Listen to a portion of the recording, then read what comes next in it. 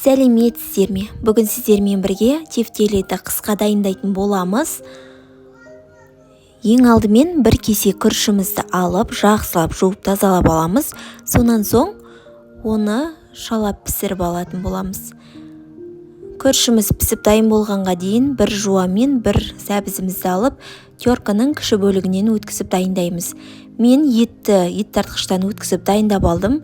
Енді сәбіз бен жуамызды үстінен салып, дәміне қарай тұз бұрышымызды саламыз. Қасықпен араластырып алып, сонан соң шала піскен күрішімізді дошылақтан суын жақсылап ағызып, суытып алатын боламыз.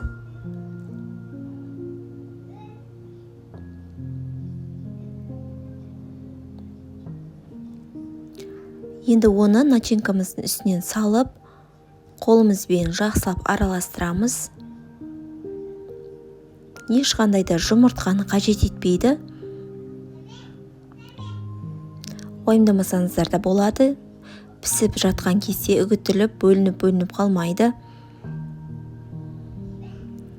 Енді қолымызбен араластырып болған соң, қасымызға бір кесе суымызды алып дайындап аламыз. Сол суға батыр қолымызды малып алып, осылай үзіп алып бөліктерді тефтелидің пішініне келтіреміз. Подносқа үстінен салафанды төсеп, соның үстінен тефтелилерімізді орналастырып саламыз.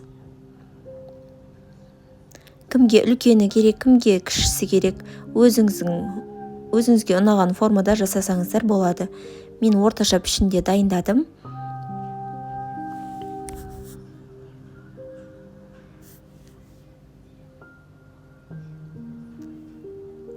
Дайын болған тефтелилерді қысқа сақтау үшін ұнға малып аламыз да, қайтадан сыртынан қатлап бір-екі реттен қысып шығамыз. Ал егерде бірден пісіріп алам десеңіздер, ұнға малып алып, сонан соң ыдысымызға кішкене сұйық май құямыз да, жан-жағын шала қуырып алатын боламыз. Мен қысқа дайындап жатырмын, сол себепті осылай ұнға аунатып алып, 3-4 сағатқа морозильникке қалдыратын боламыз. Морозильниктен 3-4 сағаттан кейін алып, салафандарға бөліп салып, қайтадан морозильникке саламыз. Менде жарты келі фарштан 22-23 дана тефтели шықты. Мен 2-ге бөліп дайындап қойдым. Егерде рецепт ұнап жатса, менің каналыма тіркеліп, лайк басып, комментарий қалдыруды ұмытпаңыздар. Назарларыңызға рахмет, ас болсын. Дайындап көріңіздер.